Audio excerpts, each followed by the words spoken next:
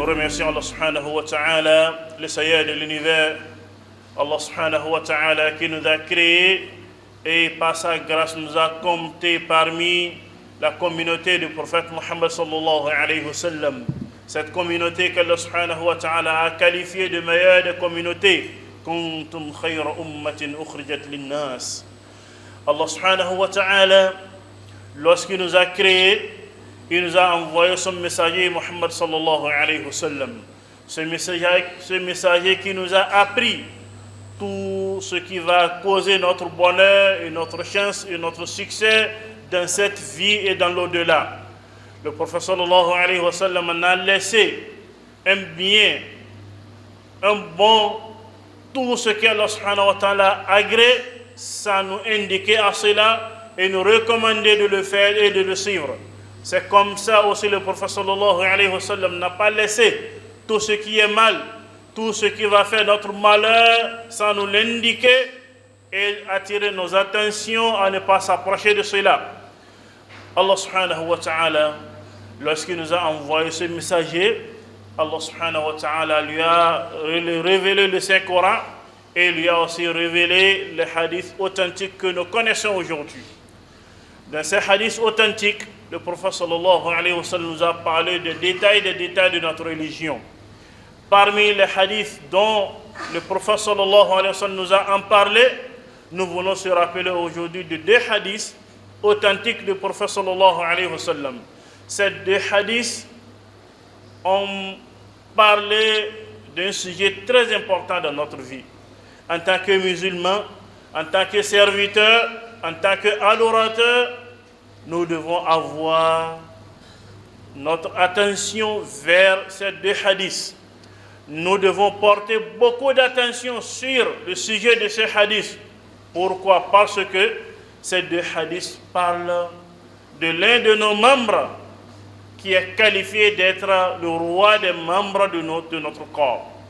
Le prophète sallallahu alayhi wa sallam, dans un hadith rapporté par An-Nu'man ibn Bashir, le prophète a dit sallallahu alayhi wa sallam: Ala wa inna fil jasadi mudghah, idha saluhat salaha al-jasadu kulluh, wa idha fasadat fasada al-jasadu kulluh, ala wa hiya al-qalb. Le prophète dit sallallahu alayhi wa sallam: Ala oh, inna fil jasadi mudghah. Dans votre corps, il se retrouve une partie, un membre, une chair dans votre corps. Idha saluhat. Si cette partie, si ce membre-là, si cette chair qui est dans votre corps est devenue bon, pieux, ça veut dire tout votre corps est devenu bon et pieux. Wa idha fasadat. Et si ce membre dans votre corps est gâté, est devenu pourri, fasad al-jasad kullu. Sachez bien que tout votre corps est pourri. Allah, ces membres, c'est vos cœurs qui sont dans vos corps. Notre cœur, chers frères et sœurs en islam, que nous ne voyons pas, nous connaissons que le cœur est là. Allah subhanahu wa ta'ala a donné une grande importance de nos cœurs qu'on appelle al-qalb. C'est pourquoi le prophète nous dit sallallahu alayhi wa sallam: si ce cœur est devenu bon, pieux, ça veut dire que tout est garanti, tout est bon, tout est pieux. Et si c'est le contraire, le résultat aussi c'est le contraire. Et le prophète sallallahu alayhi wa sallam, dans un autre hadith rapporté par Hudhayfa ibn al-Yaman, celui qu'on connaît, d'un compagnon qui a l'habitude de nous rapporter les hadiths qu'on appelle hadith ou hadith ul-fitan, les hadiths qui parlent des épreuves que nous allons traverser tous, que cette communauté va traverser, que l'humanité va traverser. Toutes ces épreuves, ou bien la plupart des hadiths qui parlent de ces épreuves-là, sont été rapportés par Hudhayfa ibn al-Yaman, parce qu'il est un compagnon que le prophète sallallahu alayhi wa sallam lui confie beaucoup de secrets, jusqu'à ce que les grands compagnons viennent chez lui demander s'il a encore des secrets que le prophète lui a confiés. Ce compagnon, Hudhayfa ibn al-Yaman, c'est lui qui a rapporté auprès du prophète sallallahu alayhi wa sallam que le prophète a dit تعرض الفتن على القلوب أو على القلب كعرض الحصير عودا عودا. Que les épreuves dans notre vie, Allah subhanahu wa ta'ala a fait de sorte que ces épreuves-là seront présentées ou bien exposées à nos cœurs de la façon qu'on étale une natte. Et quand on parle de natte, dans le temps passé, c'était les nattes qui sont construites par des bois, les bois qui sont attachés par la corde. Donc pour étaler la natte, donc on commence par le pousser comme ça et les bois là se présentent un à un. C'est de cette façon que Allah subhanahu wa ta'ala a donné l'exemple des épreuves qu'on va traverser dans notre vie. تعرض الفتن على القلب كعرض الحصير عودا عودا. Les épreuves qu'on va traverser durant notre vie seront présentées comme de la façon qu'on étale une natte, dont les bois de ces nattes vont sortir un à un. Le prophète dit sallallahu alayhi wa sallam فَأَيُّ قَلْبٍ أُشْرِبَهَا. L'importe, quelqu'un va consommer ces épreuves-là. Ça veut dire qu'il va échouer, qu'il ne peut pas résister. Parce que quand on parle des épreuves, ça veut dire qu'il y a des interdictions que notre religion a interdites qui vont se présenter devant nous. On doit suivre notre religion et éviter ces interdictions, ou bien on va abandonner la religion et rentrer dans les interdictions. Ou bien il y a des obligations qui seront devant nous. Quand nous allons suivre notre religion, donc il faut prendre et exaucer et exécuter ces obligations. Et si nous allons abandonner notre religion, on va abandonner aussi ces obligations. Tout cela constitue les épreuves que nous allons traverser dans notre vie. Le prophète dit sallallahu alayhi wa sallam فَأَيُّ قَلْبٍ أُشْرِبَهَا نَكَتَتْ فِيهِ نَكْتَةٌ سَوْدَاء. Quiconque va avoir un cœur qui va accepter toutes ces épreuves-là, qui ne peut pas résister, qui ne peut pas conserver sa religion devant les épreuves, le prophète dit sallallahu alayhi wa sallam, chaque fois que la personne consomme une épreuve, il échoue devant cette épreuve-là, il aura un signe, un effet noir qui va rester sur son cœur. وأي قلب أنكرها نكتت فيه نكتة بيضاء. Et n'importe quel cœur va se voir devant les épreuves de la vie et il va résister, il va tenir à sa religion. Si c'est les interdictions, il va les éviter, s'éloigner de ces interdictions. Si c'est les obligations, il va faire l'effort pour être parmi ceux-là qui vont exécuter ces obligations. Le prophète dit sallallahu alayhi wa sallam, c'est ce cœur-là qui a réussi devant les épreuves. Et chaque fois que le cœur réussit devant les épreuves, Allah subhanahu wa ta'ala met un point, un effet blanc sur le cœur. Le prophète dit sallallahu alayhi wa sallam, hatta tasira al-qulub ila qalbayn ithnayn. Jusqu'à ce que le cœur des gens vont se regrouper en deux grands groupes. Le prophète dit sallallahu alayhi wa sallam, qalbun aswada mirbadan كالكوز مجخيا لا يعرف معروفا ولا ينكر منكرا إلا ما يأمره به هواه أو كما قال صلى الله عليه وسلم. Le prophète dit sallallahu alayhi wa sallam, la première partie des cœurs, le premier groupe, ce sont les cœurs qui ont échoué totalement devant les épreuves. Ces cœurs-là vont devenir aswada mirbadan, des cœurs noirs purs, très très noirs. Kelkouzi mujakhiyan, jusqu'à ce que les cœurs là vont devenir comme un verre, une tasse renversée. Nous connaissons les verres, ont leur position normale. Et c'est dans le cas de ces positions qu'on peut profiter de verre. On met de l'eau, on prend, on met du jus, on prend. Mais si le verre renversé, en ce moment, ça va servir à quoi? C'est de cela le prophète sallallahu alayhi wa sallam a qualifié un cœur qui échoue toujours devant les épreuves. Non seulement que le cœur va devenir noir, très très noir, non, ça va devenir noir et aussi renversé. C'est en ce moment le prophète sallallahu alayhi wa sallam la ya'rifu ma'roufan wa la yunkiru munkaran. Donc ce cœur-là ne va plus jamais reconnaître le bien comme bien et ne va plus reconnaître le mal comme mal. Donc pour lui, le bien peut devenir mal et le mal va devenir bien. Donc parce que tout est renversé, comme le prophète l'a dit sallallahu alayhi wa sallam. Quel kouzi mujakhiyan illa ma ya'muru bihi hawa. Cette personne n'a aucun guide sauf ce que sa passion lui recommande. Si sa passion lui dit, bon, fais cela, il est prêt. Il n'a rien à considérer comme religion, comme recommandation, comme Coran, comme sunna du prophète sallallahu alayhi wa sallam, rien du tout. Et le prophète dit, le second groupe, qalbun abyada, c'est le groupe des cœurs qui vont devenir tout blancs. La yadurruhu fitnatun. Et lorsque ce cœur-là va devenir tout blanc, la yadurruhu fitnatun ma damatis samawat wal ard. Donc ce cœur-là, n'importe quelle épreuve ne va jamais le combattre dans sa vie. Tant qu'il est vivant, il va toujours rester dans le chemin, il va toujours résister devant toutes les épreuves.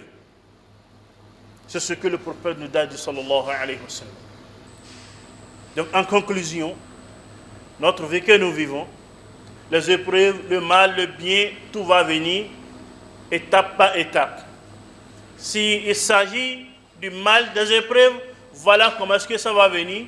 Donc nous sommes appelés à commencer chaque fois que nous sommes dans les épreuves de résister, de se rappeler de notre Créateur, de se rappeler de notre religion, et on dépasse cette épreuve. Et c'est comme ça jusqu'à ce que nous allons arriver à un niveau donné que Allah subhanahu wa ta'ala va nous donner la grâce d'avoir le cœur tout blanc. Et si le cœur devient tout blanc, le prophète dit sallallahu alayhi wa sallam, la tadurruhu fitnatun ma damatis samawat wal ard. N'importe quelle épreuve ne peut jamais nous faire échouer encore dans notre vie. Donc, chers frères et sœurs en islam, tout cela, ça parle de nos cœurs qui sont dans nos poitrines, chers frères et sœurs en islam. Notre religion est une religion de travail, une religion de croyance, une religion de crainte d'Allah subhanahu wa ta'ala. De la façon que nous prenons soin des adorations que nous pratiquons par nos cœurs, comme la prière, le jeûne et autres, c'est de la même manière que nous devons prendre soin des adorations que nous pratiquons par nos cœurs. Et cela va commencer par la meilleure, ou bien le pilier des adorations, la première condition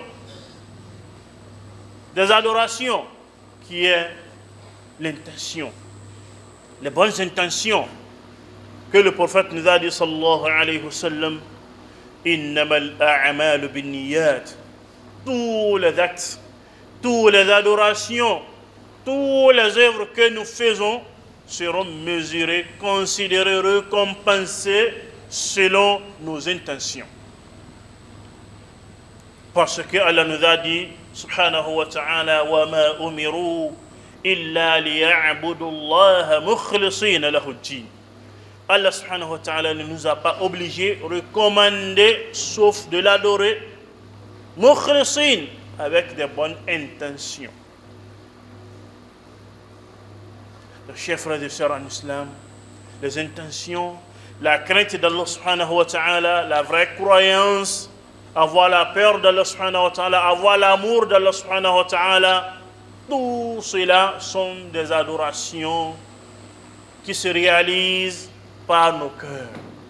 Donc on doit prendre soin de nos cœurs et on doit savoir que de la façon que nous prions et nous voyons nos mouvements et nous essayons de prendre soin de cette prière, que ce soit une bonne prière dont les conditions sont remplies. Donc de la même manière, nous devons prendre soin de nos cœurs et nous devons voir comment purifier nos cœurs. Et c'est ce que le prophète sallallahu alayhi wa sallam nous a appris dans beaucoup de ses invocations sallallahu alayhi wa sallam. Il a l'habitude de dire Allahumma ya muqallib al-qulub thabbit qalbi ala dinik. Oh Allah, toi qui transformes, qui change le cœur, garde-moi mon cœur dans ta religion, dans ton adoration. C'est comme ça le prophète prie beaucoup. Allahumma ati nufusana taqwaha wa zakkiha anta khayru man zakkaha. Allah, purifie nos cœurs. C'est toi qui es la meilleure personne qui purifie le cœur des gens. Allahumma jal fi qalbi noura. Oh Allah subhanahu wa ta'ala, donne-nous la lumière sur notre cœur. C'est comme ça le prophète sallallahu alayhi wa sallam a habitude de faire ces prières, de différentes prières qui sont concernées, qui sont adressées vers le cœur. Et c'est le prophète sallallahu alayhi wa sallam qui fait ces prières-là pour son cœur. Et nous aujourd'hui, que nous sommes ce monde, cette étape maintenant des épreuves qu'on ne peut pas compter. Donc nous sommes appelés à multiplier des invocations de la sorte, à multiplier la lecture du Saint-Coran, à prendre soin de toutes les adorations qui vont nous aider à purifier nos cœurs. أقول ما تسمعون واستغفر الله ولكم فاستغفروني فيا فوز المستغفرين. الحمد لله على إحسانه والشكر له على توفيقه وامتنانه وأشهد أن لا إله إلا الله وحده لا شريك له تعظيما لشانه وأشهد أن محمدا عبده ورسوله الداعي إلى رضوانه أما بعد. Chers frères et sœurs en islam, voilà ce que notre religion nous apprend. Voilà les enseignements du prophète Muhammad sallallahu alayhi wa sallam en ce qui concerne nos cœurs, que nous devons prêter beaucoup d'attention. Mais la question qu'on va se poser, comment va-t-on faire pour prendre soin de nos cœurs? La première des choses, c'est toujours demander à Allah subhanahu wa ta'ala, comme le prophète le fait, sallallahu alayhi wa sallam. Priez Allah subhanahu wa ta'ala, Allahumma ya muqallib al-qulub thabbit qalbi ala dinik. Que nous mettons parmi nos invocations, parmi nos doigts quotidiens, donc les prières qui seront adressées vers nos cœurs. La deuxième chose, parmi ce qui purifie le cœur, c'est la lecture du noble Coran. Il faut qu'on donne aussi une attention à la lecture du noble Coran. Et quand on parle ici de la lecture du noble Coran, pour que nous puissions purifier nos cœurs, il s'agit de la lecture. Donc, on va lire le Coran et chercher à savoir ce que Allah subhanahu wa ta'ala nous dit dans les versets coraniques. Oui, parce que dans ces versets coraniques, Allah subhanahu wa ta'ala nous parle des histoires, nous parle des événements, nous parle de sa grandeur. Et c'est à travers tout cela, notre cœur aura son énergie, sa nourriture, son alimentation, pour qu'il soit fort devant toutes les épreuves qui vont se présenter devant nous. Les épreuves vont venir, on n'a pas le choix. Comme le prophète l'a dit, sallallahu alayhi wa sallam, les épreuves seront exposées devant nous. On n'a pas le choix. Mais le choix qu'on a, c'est de se fortifier, de se former pour qu'on puisse réussir à chaque fois qu'on a des épreuves devant nous. Et cela, c'est pour un temps donné jusqu'à ce que Allah subhanahu wa ta'ala va nous donner une garantie et nos cœurs seront en forme pour réussir devant toutes les épreuves. L'autre chose aussi, pour qu'on puisse donner la force à nos cœurs, c'est de se rappeler toujours de l'au-delà. De se rappeler toujours que cette vie a un fin. Et après cette fin, nous commençons une autre vie. Et c'est ce pourquoi le prophète sallallahu alayhi wa sallam nous a conseillé aussi de visiter les cimetières pour aller voir comment est-ce que ceux qui étaient avec nous sont devenus. Et c'est cela qui va nous rappeler d'Allah subhanahu wa ta'ala, qui va nous rappeler de l'au-delà, qui va nous rappeler de notre fin, qui va nous donner la signification réelle de notre vie. Si tout ce que nous faisons, tout ce que nous entreprenons, tout ce que nous cherchons, c'est ici qu'on va terminer. Donc il faut qu'on fasse beaucoup attention. Donc ça fait partie des choses qui vont nous aider à vraiment purifier nos cœurs. Le prophète dit sallallahu alayhi wa sallam kafa bil mawti wa'idha, que la mort seule nous suffit comme un enseignant, comme un enseignement qui va nous guider vers le droit chemin, qui va nous faire atteindre là où Allah subhanahu wa ta'ala veut de nous. Et en plus, il y en a plein d'adorations, plein des actes qui vont nous aider à prendre soin de nos cœurs. Et c'est par cela Allah subhanahu wa ta'ala va nous compter parmi ses vrais serviteurs qui vont réussir dans ce bas monde.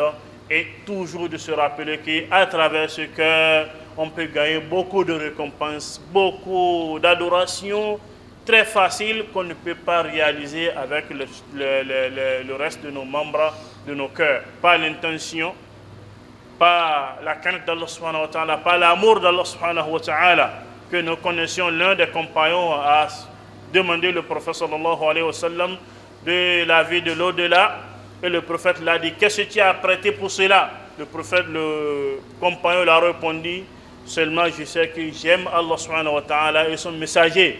Et le prophète l'a dit, al-mar'u ma'a man ahabba.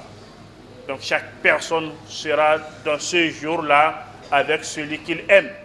Donc c'est une garantie pour le compagnon qu'il sera parmi les gens d'Allah subhanahu wa ta'ala et du prophète sallallahu alayhi wa sallam. Qu'Allah nous compte parmi ces gens-là. Qu'Allah subhanahu wa ta'ala nous aide à purifier nos cœurs. Allahumma ya muqallib al-qulub thabbit qulubana ala ta'atik. Allahumma ati nufusana taqwaha wa zakkiha anta khayru man zakkaha anta waliyuha wa mawlaha fa ni'mal mawla wa ni'mal nasir. Chers frères et sœurs en islam, avant de descendre, on a deux frères qui sont vraiment souffrants de maladies et qui se sont approchés de la comité du mosquée pour demander l'aide. Donc nous prions après la prière, les frères vont passer pour collecter vos participations pour aider ces deux frères-là. Qu'Allah accepte, qu'Allah nous assiste tous, qu'Allah nous donne la bonne santé, qu'Allah guérit tous nos malades. اللهم ربنا تقبل منا إنك أنت السميع العليم وتب علينا إنك أنت التواب الرحيم ربنا إنك قلت وقولك الحق ادعوني أستجب لكم فها نحن ندعوك كما أمرتنا فاستجب لنا كما وعدتنا برحمتك وفضلك ومنك وكرمك يا ذا الجلال والإكرام إن الله وملائكته يصلون على النبي يا أيها الذين آمنوا صلوا عليه وسلموا تسليما اللهم صل وسلم وبارك على عبدك ورسولك ونبيك محمد وعلى آله وصحبه وسلم تسليما كثيرا وقوموا إلى صلاتكم يرحمكم الله.